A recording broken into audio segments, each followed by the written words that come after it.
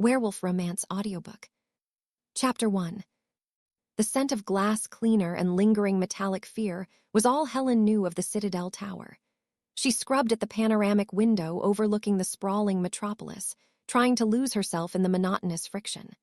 Her own scent, faint, nervous beta, was a poor camouflage in the opulent space, dominated by the heavy, intoxicating aroma of her employer, Alpha King Lucian's formidable presence. 6 months of cleaning, the Obsidian Pack's throne room had taught Helen to move like a ghost, drawing as little attention as possible. But the sheer drop of the city below, the wealth, and the silence of the Lycan ruler's personal space still sent shivers down her spine.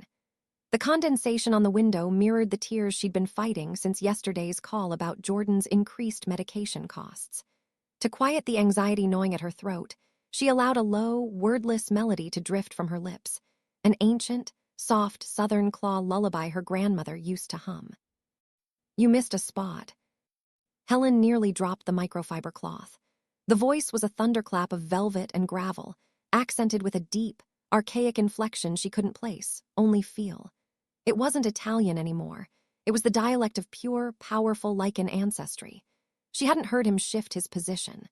Lucian, Alpha King of the Obsidian Lycan Pack, was notorious for moving like a predator in his own territory, appearing and disappearing with unnerving efficiency. I'm sorry, Your Majesty," she whispered, scrubbing furiously at a section of glass already polished to perfection. Her reflection showed a pale face, shadowed by the unruly dark hair escaping her tight bun. Behind her, his silhouette was imposing, wide shoulders tailored in a suit of dark cloth, his alpha scent, cedar, ozone, and untamed power, suddenly overwhelming the sterile cleaners. "That song," Lucian's voice was low, laced with a dangerous curiosity. He stepped closer, close enough that she could feel the heat radiating from him.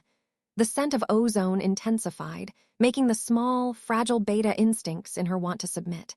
"What is it?" Helen swallowed, keeping her eyes fixed on the glass, refusing to meet the gaze she knew would be cold and dissecting.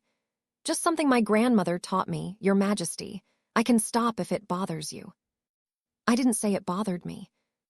The 3 cleaners who had quit before her, all alphas or high-ranking betas, had warned her about him. Lucian, the devastatingly handsome Alpha King, 32 and utterly ruthless. They never spoke of his pack's business directly, but the whispers, the armed shifters perpetually stationed throughout the building, and the way certain visiting rogue alphas arrived with visible deference told her enough. He was power incarnate. Lucian's breath ghosted against the back of her neck as he leaned in, a flicker of something raw in his voice as he spoke her name, pronouncing the H with a guttural catch. "Helen." He paused, then added a subtle, unnerving command. "When you finish the windows, my private library requires attending." Helen nodded stiffly. "Yes, Your Majesty." His Italian leather shoes, polished to a mirror shine that reflected her trembling hands, turned away, then halted. The air crackled with contained energy. "That melody," Lucian said, his voice now a mere ripple of sound that somehow bypassed her ears and resonated directly in her chest. "It's a southern claw dirge, or a siren song."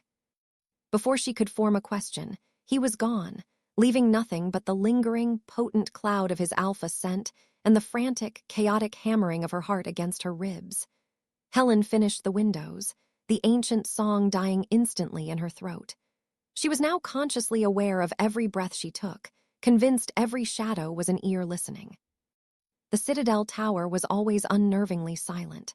Lucian rarely entertained openly. The place seemed to be his fortified apex, not a showcase.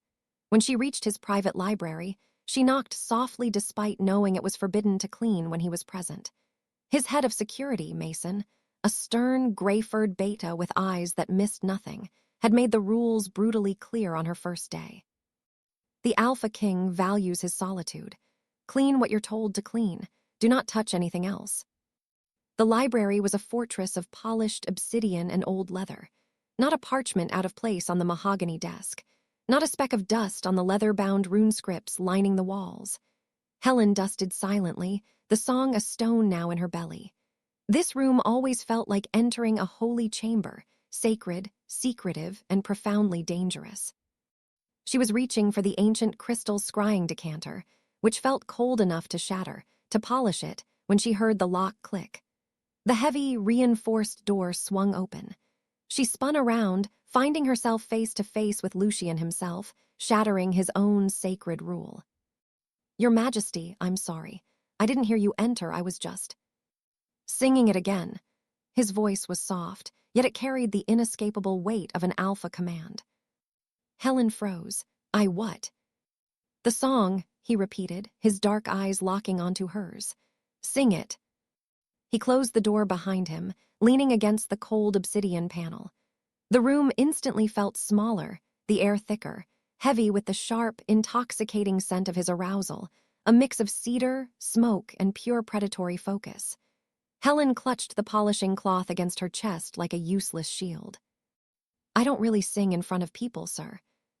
His dark eyes narrowed, a visible flicker of Lycan gold sparking in the irises. "You were singing for the past hour."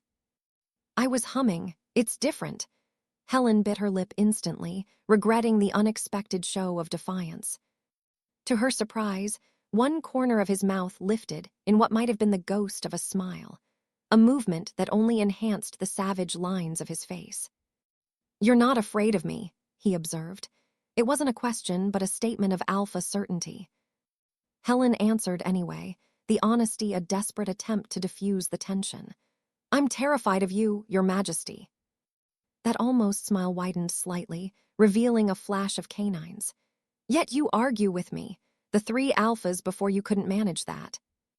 Her hand trembled violently, and she carefully set down the crystal decanter before she could drop it. "I should finish cleaning the other wings." "Sing for me," Lucian said, his voice dropping to a low, seductive growl that resonated deep within her core. "And you can go." Helen stared at him, trying to comprehend this madness.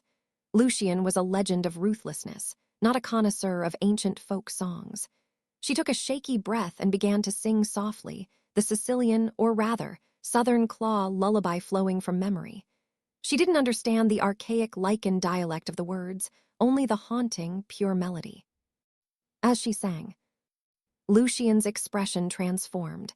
Something ancient, deep, and vulnerable flickered behind those impenetrable eyes. For a moment, he looked almost human. When she finished, the silence was heavy, charged with magic. "Where did you learn that?" he asked finally, his voice rough. "My grandmother. She came from the Southern Claws as a girl." "What was her name?" The question seemed innocent, but nothing about this alpha was innocent. "Roselia Marigold." Something dangerous flashed across his face, not anger, but a sudden, stark realization. "From which sector of the claws?" "The Pomo sector, I think. Why?" He straightened, adjusting a cufflink carved from obsidian rune stone. "You may go, Helen. Return tomorrow as usual." Helen slipped past him, careful not to brush against his suit, feeling the intense burn of his dark Lycan gaze tracking her until she disappeared from view. Chapter 2. That night, Helen's tiny, sterile apartment in the Beta sector felt suffocating. The low, buzzing electric walls seemed to press in as she replayed the strange, charged encounter. Her instincts screamed at her to quit. But quitting meant no rent money, no access to the specialized Lycan-stabilizing medication for her younger brother, Jordan's chronic health condition, and no chance of saving for his technical training fund.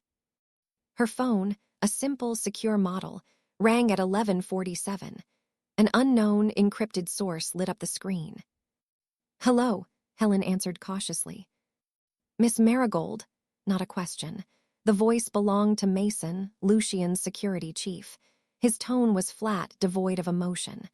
"Your services are required tomorrow evening. A private gathering at the Mountain Keep. Alpha King Lucian specifically requested you." Helen's stomach dropped like a stone. "I don't do pack gatherings. I'm just the Citadel cleaner." "This is not a request," Mason stated flatly. "A car will collect you at 7. Wear something appropriate to represent your attendance." The line went dead before she could argue. Hands shaking, she called her agency's supervisor immediately, a frail beta who often dealt with pack requests. "Helen, darling, This is actually phenomenal news, the supervisor said, sounding relieved. Lucian has cycled through 5 high-level domestics this year. If he's requesting you specifically, it means you've established a scent loyalty or something. But I don't attend events, Helen protested, packing the length of her tiny kitchen. You do now. Whatever the Alpha King wants, we accommodate. Look, these private events pay triple your normal rate. One night could cover Jordan's Lycan stabilizers for months. After they hung up, Helen sat on her threadbare sofa, staring at the wall. 3 times her normal rate. Medicine for months, she couldn't say no. The next day passed in a blur of escalating anxiety. At precisely 7 p.m., a sleek matte black Lycan-armored Audi with tinted windows pulled up outside her building. The driver, another suit-wearing, silent beta with the unmistakable bulge of a concealed silver-infused weapon, opened the door wordlessly. The car took her not back to the Citadel, but to a sprawling, ancient mountain keep on the outskirts of the territory, guarded by an imposing rune-carved iron gate and Lycan guards with powerful, shifting eyes.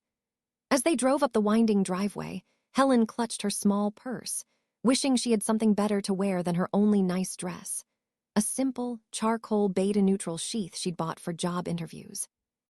Mason met her at the massive entrance, his gray fur visible beneath his clothes, his expression as unreadable as ever. "You're not here to clean," he said before she could ask. "Alpha King Lucian wants you to sing." "Sing," Helen echoed incredulously. "The Southern Claw songs, Follow Me." He led her through a mansion that made the Citadel look modest. Marble floors, chandeliers crafted from crystallized shadowstone, and ancient Lycan relics adorning every wall. Dozens of well-dressed guests, alphas, high betas, and visiting dignitaries from neighboring packs, mingled clinking glasses filled with amber liquid. Helen felt painfully out of place, acutely aware of her drugstore makeup and sensible, non-scenting shoes.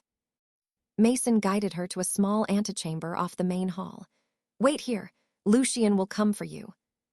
Alone, she paced the ornate room, her heart thundering against her ribs. This was madness. She was a cleaner, not a performer. What game was Lucian playing? The door opened, and he entered, devastatingly elegant in a black tunic that seemed to absorb all available light. His dark hair was meticulously styled.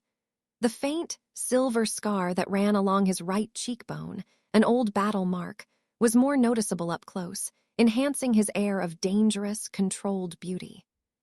"Helen," he said, those dark Lycan eyes assessing her from head to toe. "You came." "Did I have a choice, Your Majesty?" The words slipped out before she could stop them. That ghost of a smile appeared again. "We always have choices. Some are simply more painful than others." He crossed to an ancient cabinet, removing a velvet box carved with pack sigils. "Your dress is inadequate for tonight's gathering." The blunt assessment stung, though he wasn't wrong. "I'm sorry, it's all I have." "Which is why I procured this." He opened the box, revealing a necklace of shimmering, dark moonstone sapphires that caught the light like captured essence. "To elevate your appearance." Helen stepped back, shaking her head. "I can't accept that, it's too valuable." "It's not a gift," he corrected, moving behind her before she could protest further. "It's a costume for your performance. Tonight, you represent me." His fingers brushed her neck as he fastened the heavy necklace. The cold weight of the stones felt like a collar, a formal claiming marker. "You will sing 3 songs, the lullaby and 2 others your grandmother taught you. You will speak to no one without my permission. You will stay by my side. Do you understand?" The moonstones were cold against her skin. "Why me? Why not hire a real performer?" His hands came to rest on her shoulders, his breath warm against her ear. "Because when you sing, you remind me of home, of something lost." There was possession in his tone, and something else Helen couldn't name, a primal hunger that had nothing to do with music. "My grandmother would say, 'The alpha always misses the true mate scent,'" Helen whispered, quoting the Lycan proverb her mother often used. His laugh was low and humorless. "Then she would be right about me." He turned her to face him, lifting her chin with one firm finger. "One night, Helen. Give me this one night, and Jordan's medical stabilizers disappear permanently. Her blood ran cold. How do you know about Jordan? I know everything about the people who enter my territory. His thumb brushed her lower lip, the gesture shockingly intimate. Do we have an agreement? She should have been terrified. She was terrified. But beneath the fear lay a fierce, dangerous curiosity about the powerful Lycan man behind the Alpha King mask. We have an agreement. Good, he offered his arm. Remember you're mine tonight, play your part well.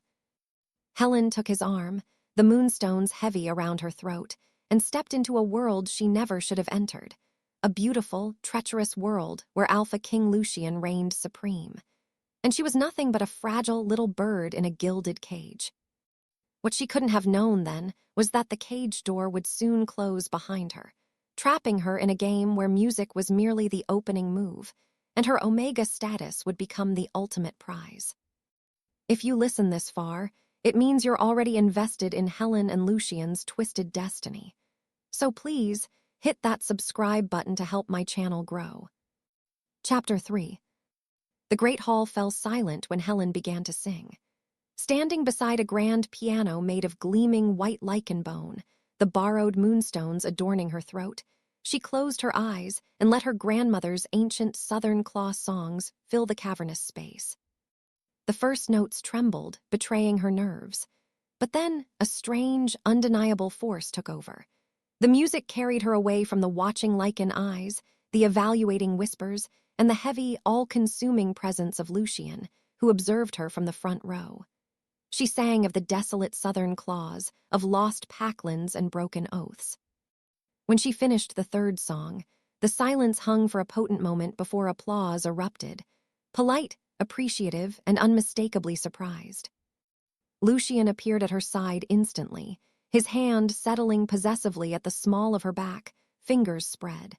The warmth of his touch felt like an electric current against her skin. You exceeded expectations, he murmured, guiding her through the crowd. Alphas and betas parted before him like water breaking around stone. Who is your charming companion, Lucian? A towering, silver-furred Lycan stepped forward, his smile not reaching his cold, calculating eyes. I don't believe we've been introduced. Helen Marigold, Lucian answered smoothly, his gaze daring the newcomer to challenge him. A family connection recently returned from the Southern Claws. The lie of her status rolled off his tongue so easily it made Helen wonder how many others he'd told. The older Lycan's eyes narrowed slightly, evaluating Helen with a sudden, potent interest. His scent was heavy, old-world Lycan power, laced with bitter blood moon aggression. Marigold from the Pomo sector, perhaps? His voice was thicker, more pronounced than Lucian. Before Helen could answer, Lucian's grip tightened imperceptibly against her back, a clear, silent command. Helen doesn't discuss lineage or territory with strangers. Theodore, surely you understand. Blood is everything. Theodore, the rogue alpha and rival to Lucian, inclined his massive head slightly, a gesture of deference that seemed completely at odds with the challenge in his eyes. He lifted Helen's hand and kissed it, holding it a moment longer than necessary. Your voice is a gift, Miss Marigold. Perhaps you might sing for my blood moon gathering next month. Helen's schedule is quite full, Lucian interjected, his voice cutting like a razor. If you'll excuse us. He steered her away, his posture rigid with suppressed fury. Once they were safely across the room, he leaned close, his lips brushing her ear. You do not speak to Theodore Catalano, ever, do you understand? Helen nodded, trembling slightly at the intensity of his alpha command. Who is he? Someone who would use anything, or anyone to gain advantage against me, especially a vulnerable, unclaimed Omega with a notable surname. Use me how? She asked. His dark eyes studied her face, the intensity unnerving. You really have no idea who your grandmother was, do you? Before she could press him further, a stunning, high-ranking alpha female in a crimson dress approached, sliding her arm through Lucian, with practiced familiarity. There you are, darling. I've been looking everywhere. She gave Helen a dismissive glance, the condescending look of a true alpha female surveying a beta, before focusing entirely on Lucian. "Paula," Lucian said, his voice cooled several degrees. "I wasn't aware you were invited tonight." Paula laughed, the sound like shattering ice. "Don't be absurd, I'm always invited. Your regent requested I come, you know how he adores me." "My regent tolerates you because of your family's land treaties. Don't mistake that for adoration." Helen tried to step away, uncomfortable witnessing the exchange, but Lucian's hand immediately recaptured hers, holding her firmly in place. "And who is this little songbird?" Paula's gaze raked over Helen with unconcealed disdain. "New charity project, Lucian." "Helen is my guest," he replied, each word measured and precise, "which is more than I can say for you tonight." Paula's smile faltered, genuine hurt flashing across her beautiful face before hardening into cold anger. "You'll regret this public humiliation, Lucian," she hissed, then stalked away, her crimson dress a slash of color against the monochrome pack crowd. "Who was that?" Helen whispered once Paula was out of earshot. "No one of importance." He guided her toward a set of French doors leading to a secluded garden terrace. "Some air would be beneficial. You look pale." The night air was cool against her heated skin. Warding runes twinkled among the manicured hedges, creating the illusion of safety. They were alone on the terrace, though Helen could see Lycan security personnel stationed at discreet distances, their vigilant eyes scanning constantly. "Your singing tonight has created complications," Lucian said after a long silence, staring out at the darkened garden. "I don't understand." "No, you wouldn't," he sighed, running a hand through his dark hair, momentarily disheveling it. The gesture seemed strangely vulnerable, at odds with his fortress-like demeanor. "Your grandmother, Roselia Marigold, was she mated to Antonio Marigold?" Helen blinked in surprise. "Yes, my grandfather died before I was born. How did you know his name?" Lucian turned to her, his expression unreadable in the dim light. "Because Antonio Marigold was my father's most trusted consort, his second in command, before he and the entire Southern Claw Pack vanished 30 years ago." The ground seemed to shift beneath Helen's feet. "That's impossible. My grandparents immigrated to the Beta lands 40 years ago.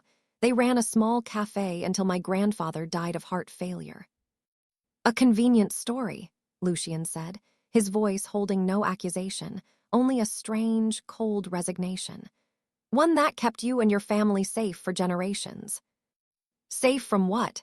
Her voice had risen, and he placed a firm finger against her lips. "Not here." He glanced toward the house where the guests still mingled. "This changes everything, Helen. You cannot return to your apartment tonight, or perhaps ever." Fear shot through her, chilling her to the bone. "What are you talking about? I'm going home. Jordan will be expecting me." "Your brother will be collected and brought to a secure location, along with his medication." His tone brooked no argument. "Theodore Catalano has seen you now, heard your name. If you are who I suspect, your life is in immediate danger." "This is insane." She backed away, bumping against the cold stone balustrade. "I'm nobody, just a cleaner trying to pay my bills. There's been some mistake." His laugh was sharp and humorless.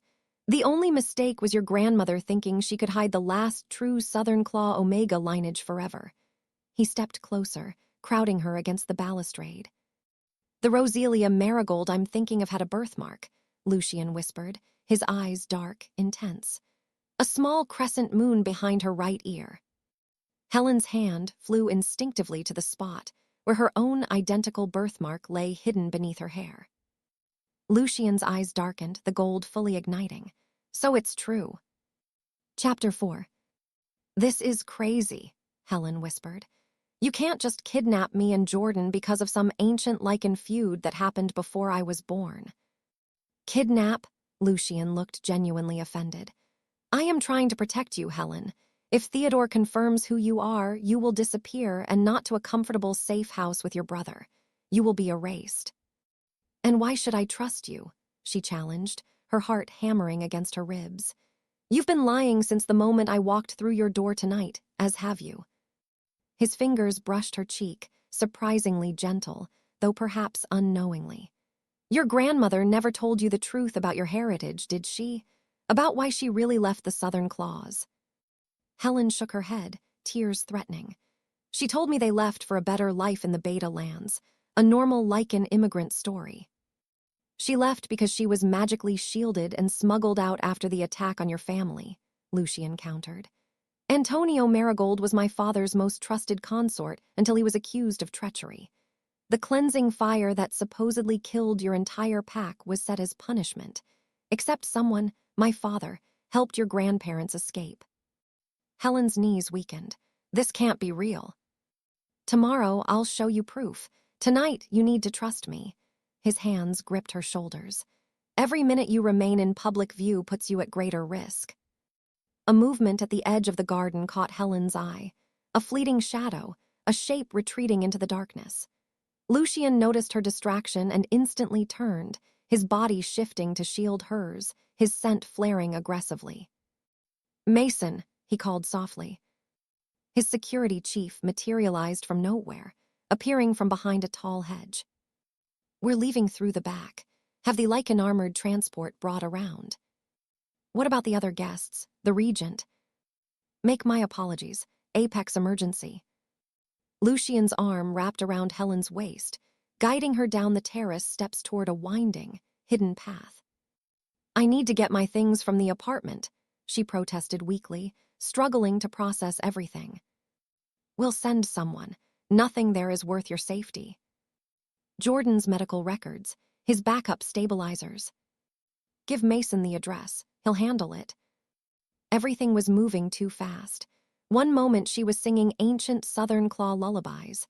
The next she was being hustled through dark gardens. Her entire identity was in question, her future terrifyingly uncertain. "Jordan will be terrified," she said as Lucian helped her into a different car than the one that had brought her. Sleeker, more powerful, its windows chemically treated to block all sight and scent. "Mason will explain what he needs to know. Nothing more." Lucian slid in beside her, the door closing with a soft thud that felt like a prison gate shutting. The driver, another armed Lycan Helen hadn't seen before, pulled away without being told where to go. They already had a plan. This wasn't improvisation. "How long have you known about my grandmother?" Helen asked as the estate disappeared behind them, the car winding through secret Lycan-only roads rather than the main highway. "I suspected when I heard you sing the lullaby. It's unique to a specific Southern Claw lineage, passed through certain true Omega families." Lucian's hand found hers in the darkness, warm and steady. "When you spoke her name, Roselia Marigold, I became nearly certain. Tonight was meant to confirm my suspicions." "By parading me in front of your enemies." "By giving Theodore enough rope to hang himself," Lucian said, his thumb tracing slow circles on her palm. He recognized the name immediately. By tomorrow, he would have confirmed his suspicions. By tomorrow night, he would have sent his shifters for you. "I had to move first." "Why would he care about me? What threat could I possibly pose?" Lucian hesitated, choosing his words carefully. The Marigold family, the true Southern Claw Omega lineage, controlled certain territorial ley lines, powerful conduits of magic and influence. When they were believed exterminated, those lines were divided. The Catalano Theodore's family received the lion's share. If a legitimate Marigold heir, especially a true Omega, emerged, she could challenge that claim. "That's absurd. I don't want ley lines or power or whatever else you're talking about." The absurdity of the conversation struck her suddenly, drawing a slightly hysterical laugh. "I'm a cleaner with a beta-level education and a mountain of medical debt. I cleaned your scrying decanter for the moon's sake." "Not anymore," he said with finality. The car turned down a private, unmarked road, approaching a massive sentinel gatehouse. Guards with visible silver weapons checked the vehicle before allowing them to pass through. "Where are we?" Helen asked as they drove up a winding driveway, dense forest obscuring any view of what lay ahead. "My private mountain stronghold." Lucian's voice was calm. "The Citadel is for business. This is home. Only a handful of people know this place exists. You'll be safe here until we resolve the situation." "And how exactly do we resolve it?" His expression darkened. "First, we confirm your identity beyond any doubt. Then, we deal with Theodore before he can move against you." "Deal with him? How?" Helen asked, though she feared she already knew the answer. Lucian didn't respond, simply exiting the car and extending his hand to help her out. The night air was cooler here, carrying the powerful scent of pine and wild lichen essence. An elderly woman waited at the entrance, her severe expression softening only slightly when she saw Lucian. "You're late," she chided in heavily accented Lycan tongue.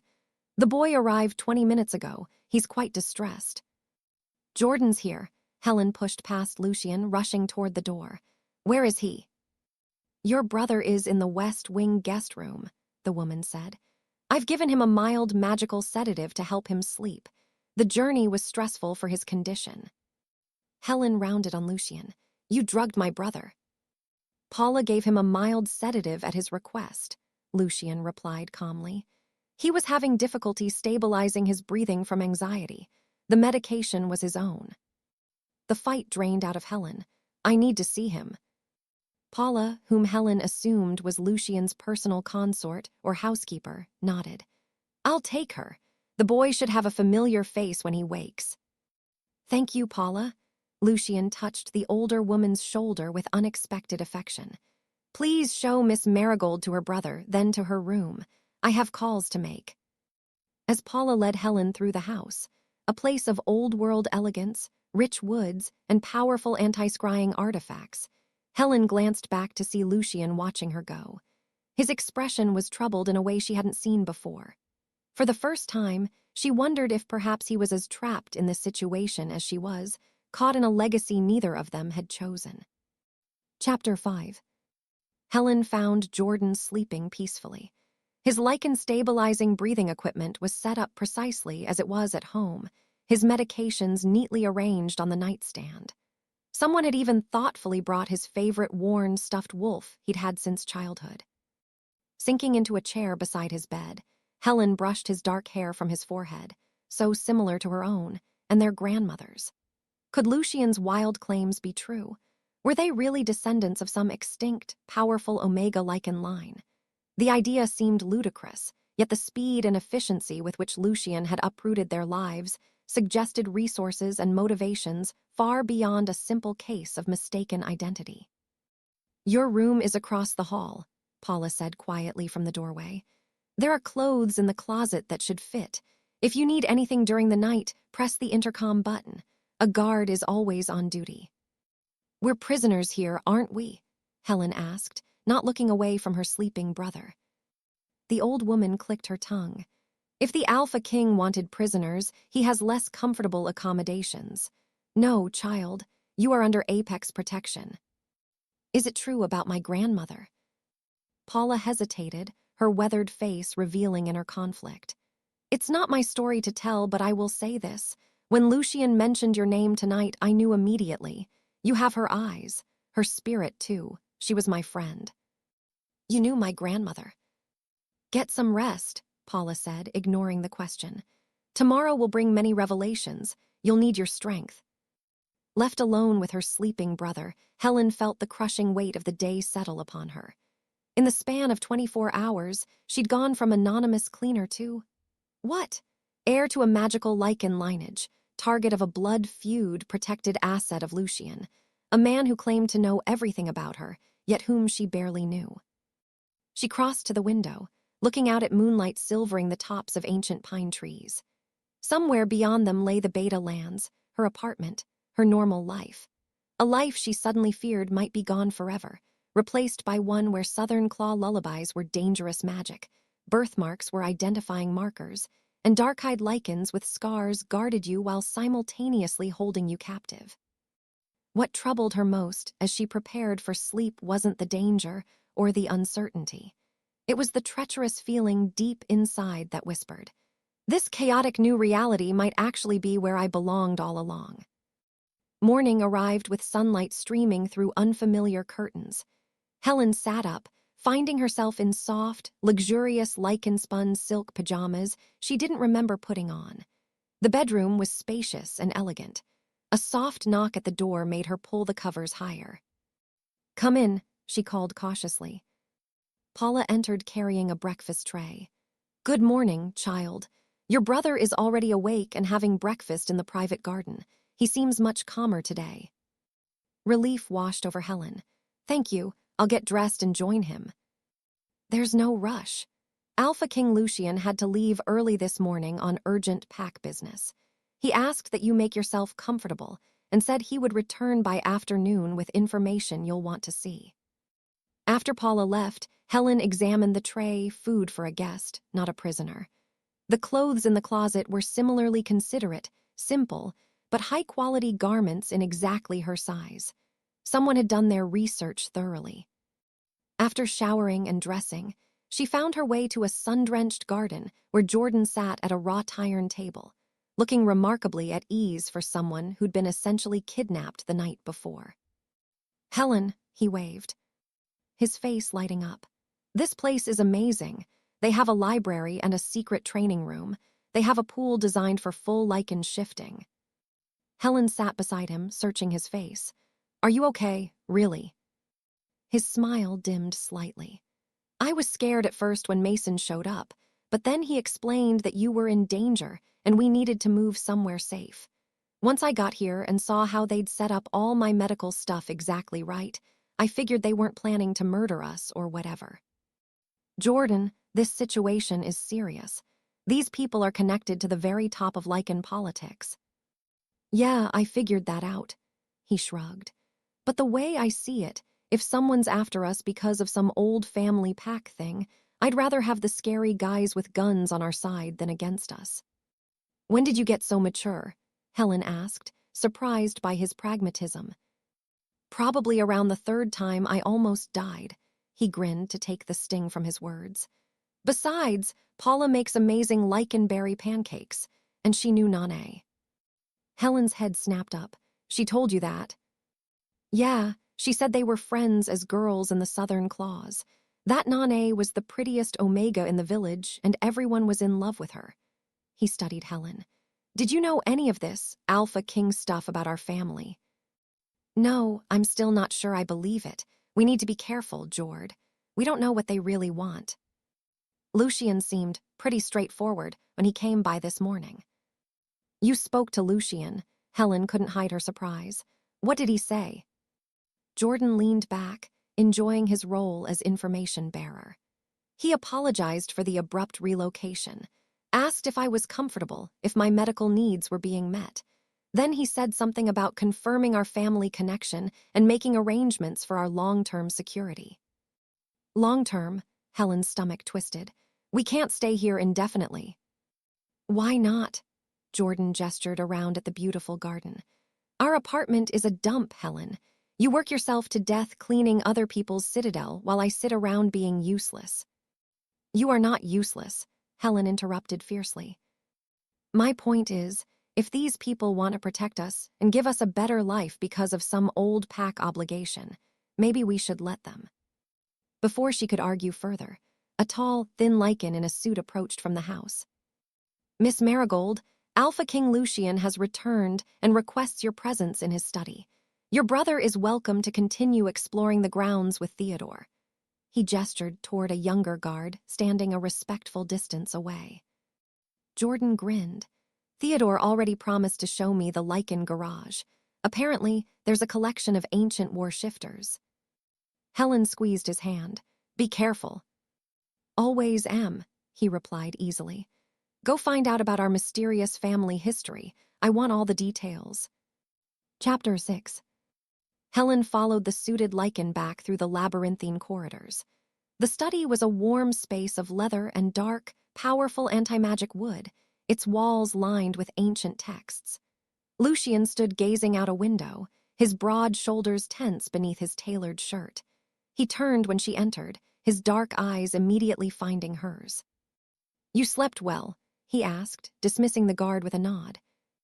"As well as can be expected when you've been told your life is a lie and you're in mortal danger." His mouth quirked slightly. "Fair enough." He gestured to a seating area near a roaring fireplace. "Please sit. What I have to tell you will take some time." Helen perched on the edge of an armchair. Before you start, I need to know how long you intend to keep us here. That depends on several factors, he said, sitting opposite her, his posture relaxed despite the tension in his eyes, including how you respond to what I'm about to show you. He placed a portfolio crafted from cured Lycan hide on the table between them. These documents were in my father's private safe. They concern the Marigold lineage, your family, and the events that led to their supposed extinction 30 years ago. With hesitant hands, Helen opened the portfolio. Inside were ancient photographs, letters written in a forgotten Lycan dialect, and news clippings describing the tragedy. That was taken at the Marigold's ancestral seat, the Southern Claw Sanctuary, 1989, Lucian said softly. The last family gathering before the attack. Helen's eyes scanned the faces, stopping abruptly on her grandmother, Roselia, beautiful and vibrant. Beside her stood Antonio, and in her arms, a toddler. Is that my mother? Helen whispered, touching the image of the child. Lucian nodded. According to the records, your mother was 2 years old when this was taken, Elena Marigold. Helen's throat tightened.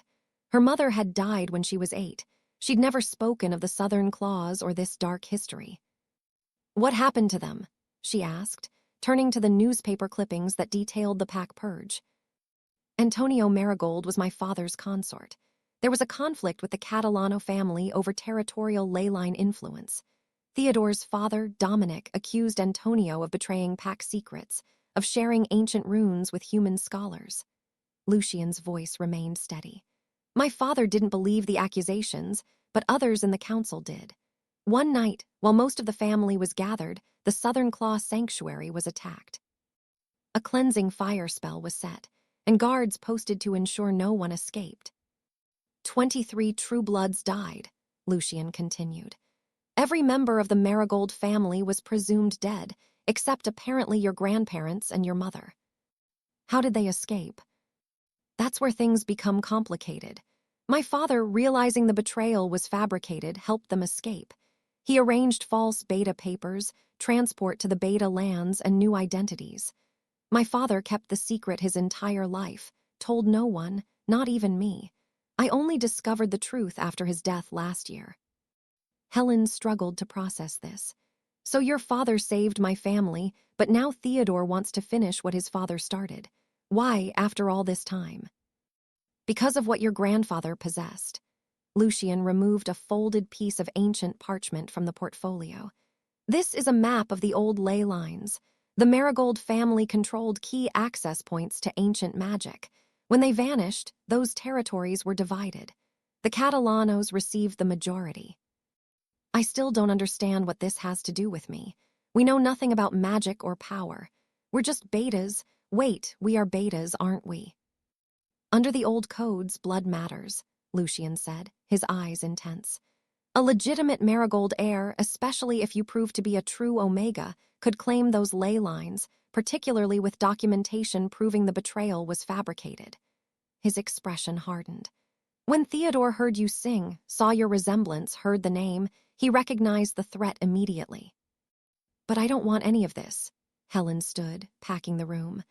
I'll sign whatever documents renouncing any claims. We can leave the territory. Just let us go back to our normal lives. Lucian laughed without humor. There's no going back, Helen. Theodore already has shifters searching for you. Your former life has ended. The finality in his tone made her knees weak.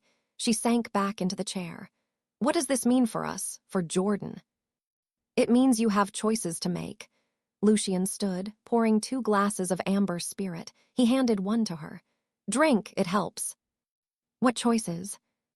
First, we need to confirm your identity beyond doubt. A bloodline ritual, comparison of your birthmark with ancient family records, and a magical tracing of your true status. Once confirmed, you have 3 options. He counted them off on his fingers. 1, we create new, magically shielded identities for you and Jordan, move you somewhere remote, and provide support. You would never be able to contact anyone from your past life again. 2, you formally renounce any claim to Marigold territory or magic, but remain under my protection here. You would have restricted movement, security at all times, but some semblance of a normal life. Helen took another sip, and the third option. Lucian's eyes met hers, dark and intense. You claim your birthright. You accept your true Omega status. You take your place as head of the restored Southern Claw lineage with all the power and danger that entails. A startled laugh escaped her. You can't be serious. Me, head of a Lycan lineage.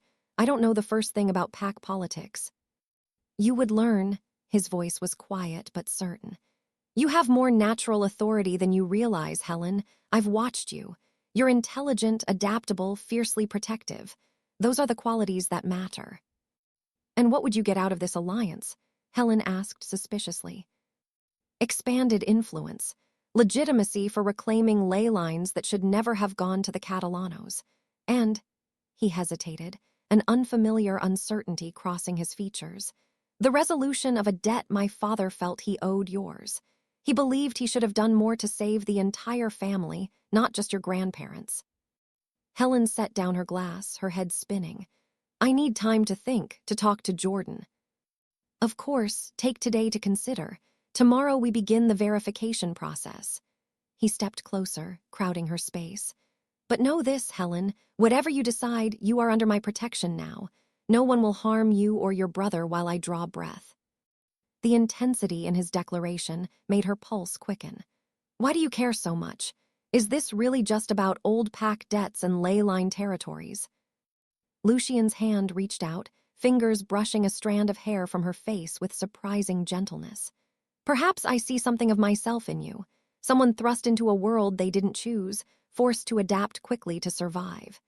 His touch lingered at her cheek. Or perhaps I simply can't bear the thought of that voice of yours being silenced. The intimacy of the moment was shattered by a sharp knock. Mason entered without waiting for a response, his expression grave. Your Majesty, we have a situation. Theodore Catalano is requesting a meeting. He claims to have information about unauthorized activities in our territory. Lucian's expression hardened instantly, the vulnerability vanishing behind a mask of cold alpha authority. Tell him I'll meet him at the Northern Edge Beacon at 8. Standard security protocols. Mason nodded, his eyes flickering briefly to Helen before he left. Lucian turned back, his demeanor transformed into the dangerous man Helen had first encountered. I need to handle this. Paula will show you back to your brother. He moved toward his desk. Stay within the stronghold grounds today. The security team has orders to keep you safe, even from yourself if necessary. What will you tell Theodore about me? Nothing, let him wonder. A predatory smile crossed his face. Fear of the unknown is a powerful weapon, Helen. Right now, he doesn't know if you're truly a marigold heir or simply a coincidence. That uncertainty will make him careless. And if he threatens you? Lucian looked surprised by her concern. Then he will learn why no one has successfully moved against me in the decade since I took control. He gestured toward the door. Go find your brother. Consider your options carefully. Helen paused at the threshold. The songs my grandmother taught me, what do they really mean? Why are they so important? They're not just lullabies, he answered. They're coded magical sequences passed through generations, ways to identify true family members. The one you sang first contains the location of the ancient rune stone that could prove the Catalano conspiracy against your grandfather. He smiled slightly. Your grandmother was cleverer than anyone knew, hiding the family's most valuable secret in a child's song. Chapter 7. As Paula led Helen back through the house, her mind raced with impossible choices. By nightfall, she needed to decide not just her future, but Jordan's as well. A future that could involve hiding forever, living under constant protection, or embracing a legacy of power and danger she never knew existed. What troubled her most wasn't the choice itself, but the realization that part of her, a part she'd never acknowledged, was drawn to the third option. To power, to belonging, to standing beside Lucian as an equal rather than a supplicant. And perhaps most troubling of all, to Lucian himself, the dangerous, complex Lycan who looked at her not as a cleaner or a victim, but as someone worthy of his respect, someone who made even his cold eyes warm when she sang. She found Jordan in the garage. His eyes wide with awe as a junior guard showed him a sleek black Warshifter transport. "This is insane, Helen," he called. "Lucian said I could learn to pilot it when I'm feeling stronger. He has a closed, Aether-shielded course on the property." "We need to talk," Helen said, trying to keep her voice light. "Privately." They sat on a stone bench, overlooking a moonstone koi pond. "So, what's the verdict?" Jordan asked once they were alone. "Are we secret Lycan royalty or what?" Helen showed him the photograph of their grandparents and mother, watching his face as he studied it. "This is real, isn't it? It appears so." She explained everything Lucian had told her, the family history, the ley line disputes, the options before them. "So, this Theodore guy wants us dead because we might have a claim to some old access points?" Jordan asked. "It's more complicated than that, but essentially, yes." "What do you want to do?" "I want us to be safe. That's all that matters." "But if we just run away with new identities, we'd be giving up everything. Mom's memory, Nane's sacrifice. And we'd always be looking over our shoulders, wondering if they'd found us again." His insight surprised her. "The alternative is dangerous, Jord. Claiming our place in this world means accepting everything that comes with it, including the magic and the violence." "I've been living with the threat of death my entire life," he replied with unexpected bitterness. "At least this way, the threat comes from something I can fight, not just bad genetic luck."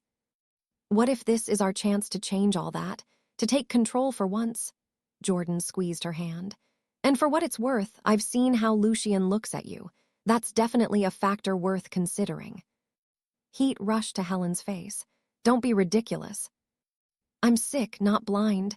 The guy's clearly obsessed with you. Paula says he's never brought anyone to this house before. She says his father was cold, cruel, that Lucian became like him to survive, but there's still goodness underneath." Jordan shrugged. "Maybe you bring that out in him."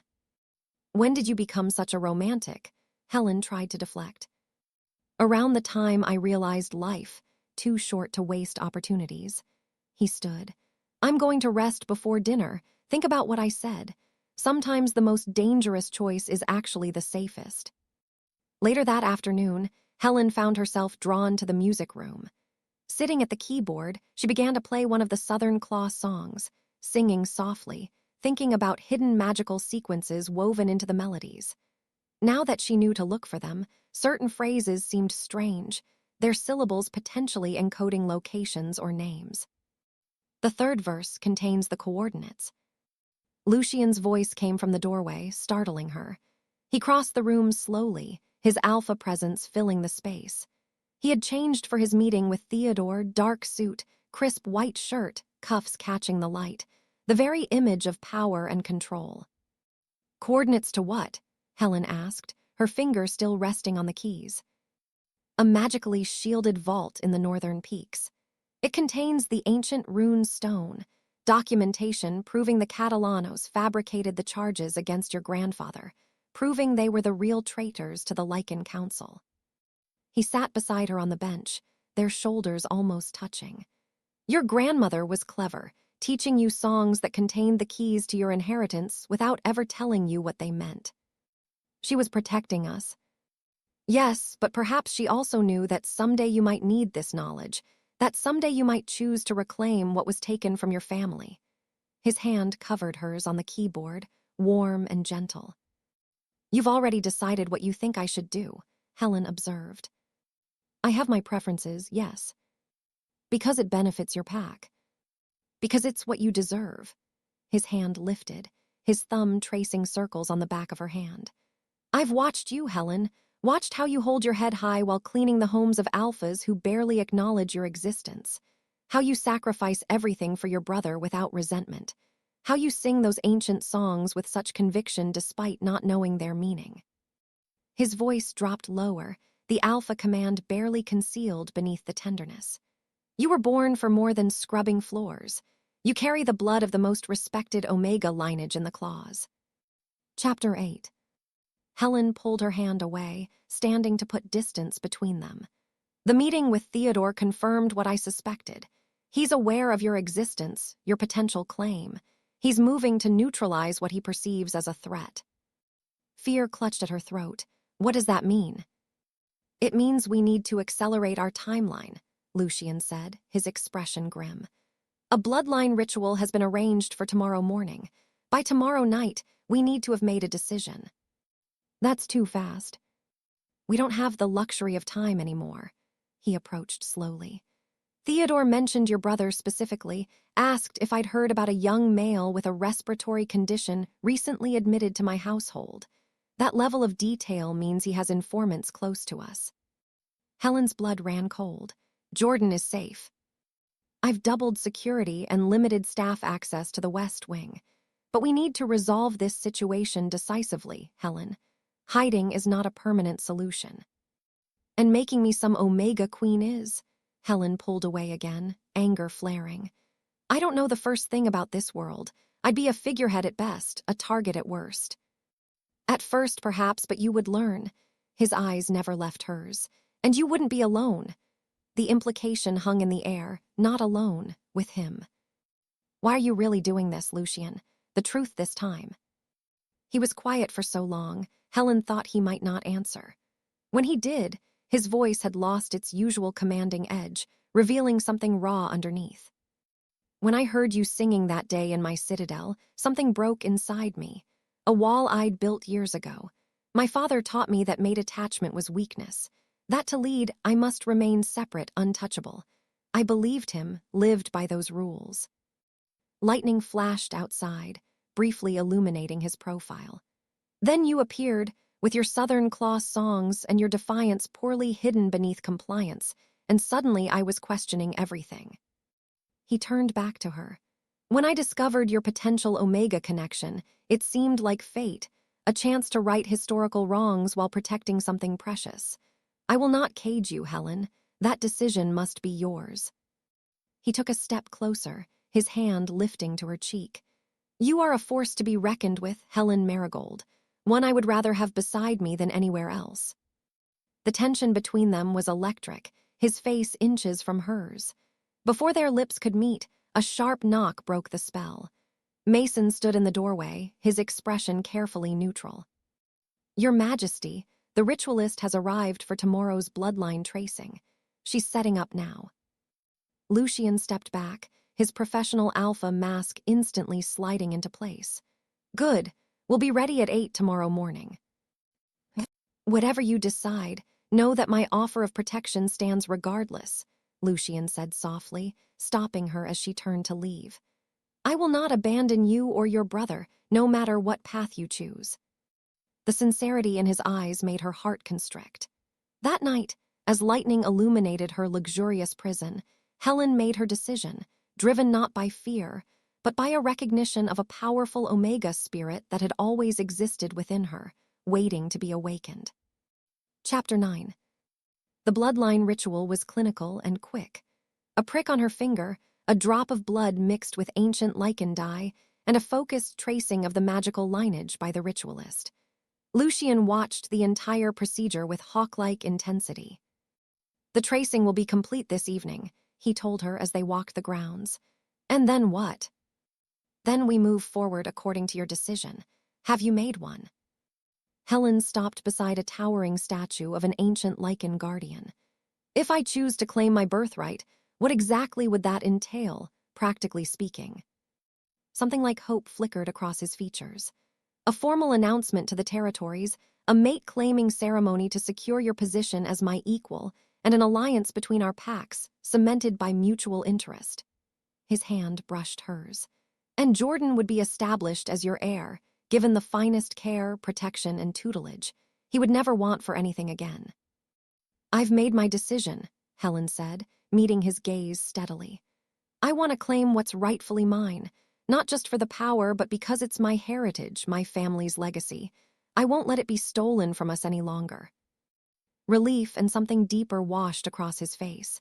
His hands caught hers, bringing them to his lips in a gesture at once archaic and intimate. You won't regret this, Helen, I swear it. I have conditions, she added. Of course you do.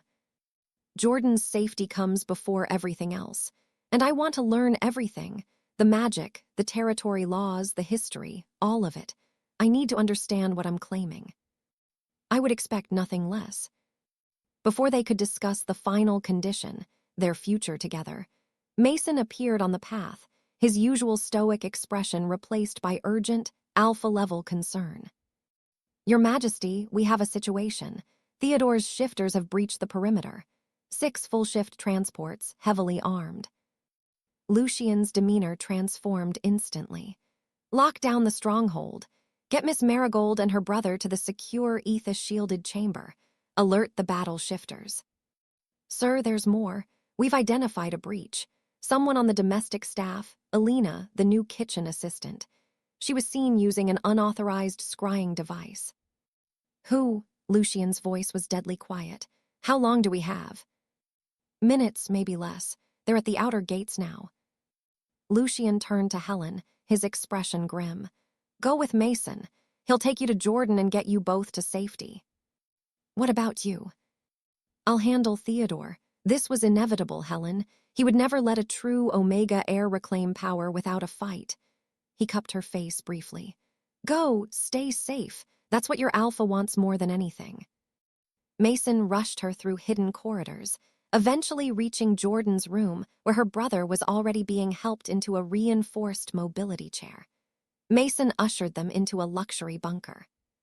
You'll be safe here, Mason said, checking the monitors displaying security camera feeds. These walls are reinforced with titanium and anti-magic wards. On the screens, Helen could see Lucian's battle shifters taking positions. Gunfire erupted almost immediately on the silent video feed. I need to be upstairs, Helen said suddenly, moving toward the door.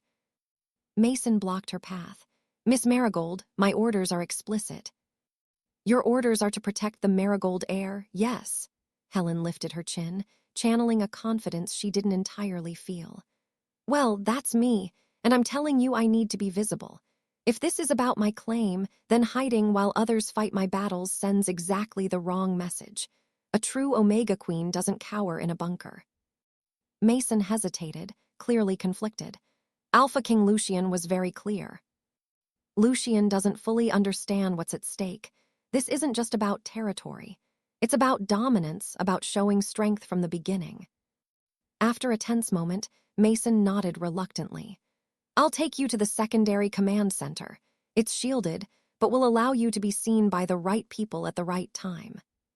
The journey back upstairs was tense, the sounds of conflict growing louder, shouted commands, and the roar of shifting Lycans. Chapter 10. The secondary command center was a fortified room with bulletproof anti-magic windows overlooking the main driveway. Lucian stood in the center of the room, surrounded by his lieutenants, his face cold with focused rage. He looked up when Helen and Mason entered, shock and then fury crossing his features. What the hell is she doing here? I gave explicit orders. It was my decision, Helen interrupted, stepping forward. My fight, my choice. Get me back downstairs is not an option. This isn't a parlor trick, Helen. These shifters will kill you without hesitation. I know that, but hiding won't change the target on my back. She met his gaze without flinching. You said I was born for more than hiding in safe rooms. Something shifted in his expression. Anger gave way to reluctant respect, perhaps even pride. He studied her for a long moment before nodding once sharply. Stay behind bulletproof glass. Do not approach windows. Follow every instruction immediately and without question. Understood. Understood. A call came through on the communication system. Sir, Theodore is requesting direct communication. He says he wants to negotiate a ceasefire. Lucian's smile was wolfish. Put him through. Theodore's voice was smooth, cultured, but laced with simmering rage. This unnecessary violence can end now, Lucian. Simply hand over the Marigold girl and her brother and my shifters will withdraw. Because the girl is not your concern. This is Catalano family business. Unfinished business from 30 years ago, Theodore insisted. Lucian's eyes met Helen. She nodded slightly, stepping forward. Mr. Catalano, this is Helen Marigold. She spoke clearly, her voice steadier than she felt. I understand you have some outdated grievances against my family. A startled silence followed before Theodore responded. So she does exist, the lost Omega heir. Not lost, Helen corrected, her voice gaining a surprising resonance. Protected and now returned to claim what rightfully belongs to my family. Amusing, a slip of an Omega girl with no knowledge of our world. No standing, no power beyond what Lucian provides. You're nothing but a pawn, child. Perhaps, Helen conceded. But pawns can become queens if they advance boldly enough. And I have the ancient rune stone proving your father fabricated the charges against my grandfather. Documentation that would interest the full Lycan Council. Theodore's tone changed subtly. What proof? Documentation in a magically secured location, accessible only to me. Should anything happen to me or my brother, it will be automatically released to every Alpha King and relevant governing body. It was a bluff, but the ancient song had given them enough detail to make it credible. You're playing a dangerous game, girl, Theodore warned. Then perhaps we should meet face to face, Helen suggested, ignoring Lucian's warning look. You, me, and Alpha King Lucian. Neutral location, limited security. Discuss our options like civilized Lycans. After a tense pause, Theodore responded. The moonlit glade by the river. 1 hour, 3 shifters each, no more. Agreed, Helen said before Lucian could object. Lucian gripped her arm, pulling her aside. Have you lost your mind? He'll try to kill you the moment he smells you outside these walls. No, he won't, Helen replied. He's uncertain. He wants to see for himself if I'm truly a threat or just a convenient puppet. And when he decides I'm a threat, by then we'll have changed the calculus. You told me I have natural authority, Lucian. Let me use it. He studied her for a long moment, something akin to reverence crossing his features. Who are you, Helen Marigold? 24 hours ago, you were terrified of this world.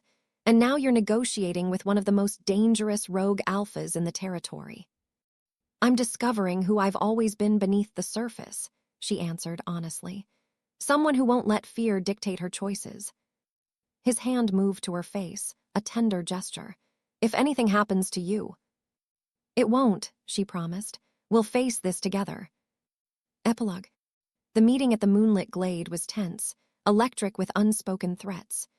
Theodore, silver-furred and powerful, eyed Helen with cold calculation. You have her look, he said by way of greeting. Roselia was a beauty in her day. So I've been told, Helen replied, standing tall beside Lucian. After intense negotiation, marked by moments where Lucian's Lycan growl was the only thing preventing bloodshed, they reached a tentative agreement. Theodore conceded, acknowledging Helen's claim pending the confirmation of the ancient rune stone. You surprise me, girl, Theodore admitted as they left. Perhaps there is more Marigold Omega in you than I expected. Back at the stronghold, Lucian confirmed the bloodline ritual tracing. Helen was a true Omega, the purest of her line, her magic dormant but immense. What happens now? Helen asked Lucian, the formal report spread between them. Now we solidify your position, make official announcements, and begin the process of reclaiming what belongs to you. Lucian's hand covered hers. And you start learning everything you need to know about this world you've chosen to enter, from servant to sovereign. I never thought my life would take this turn, she admitted. Though the transition won't be easy, there will be resistance, challenges to your authority, attempts to undermine you. But not from you, Helen said, making it a powerful statement, not a question. His expression grew serious. From the moment I heard you sing, Helen, something in me recognized something in you. A kindred spirit, perhaps, or a missing mate piece I didn't know I needed. He lifted her hand to his lips. I will be your strongest alpha, your fiercest defender, your most loyal partner. I think we make a formidable team, Helen said softly. The restored Omega Queen and the Alpha King Patriarch. More than a team, he murmured, drawing her closer until their foreheads touched. A force that will reshape everything. His lips found hers in a kiss that was both a promise and a primal claim. She surrendered to it willingly, recognizing that in this man she had found not just protection or power, but a true equal who saw her for everything she was and everything she could become. The mate bond snapped into place, a burning gold thread connecting their souls, flooding her with a powerful sense of belonging she had never known. 6 months later, Helen stood on the balcony of the Marigold Ancestral Sanctuary, recently restored to its former glory. Below, in the ancient, magical Lycan glades, guests gathered for the formal celebration of the Marigold lineage restoration and the announcement of her engagement to Alpha King Lucian. Jordan joined her on the balcony, healthier than she'd seen him in years, his own latent Lycan energy stabilized by their new status. "Quite a view," he remarked. "Hard to believe this is all ours now." "Hard to believe any of this," Helen agreed, adjusting the moonstones at her throat, a formal engagement gift. "Are you happy, Helen? Really happy, not just powerful or secure?" "Yes," she answered honestly. "I'm happy in a way I never thought possible. This life, complicated and sometimes dangerous as it is, feels right in a way nothing ever has before. It's my true Omega destiny." Lucian appeared in the doorway, dominant and elegant, his dark eyes finding hers immediately. "It's time, my queen. Everyone is waiting." As she took his arm, preparing to descend to the gathering, she thought of her grandmother. Had she known this day would come when she taught her those ancient songs? Had she been preparing her all along for this powerful destiny? "You're thinking about her," Lucian observed, reading her expression with uncanny accuracy. "She would be proud," he said with certainty. "You've reclaimed what was stolen, protected your brother, restored your family's honor, and," his voice lowered, meant only for her, "you've awakened your true Omega status and found your true Alpha." As they descended the stairs together, Helen felt the last pieces settle into place. The poor Omega who once sang while cleaning windows had found her voice, discovered the dormant magic within her, and had been claimed by the cold Alpha King who rejected everyone else. And as Lucian's hand settled possessively at the small of her back, his eyes filled with the pride and desire that still took her breath away, Helen knew that this was just the beginning of their story. A story worthy of its own ancient, powerful song. If you enjoyed Helen and Lucian's story, don't let our pack be broken. Hit subscribe and drop a comment below.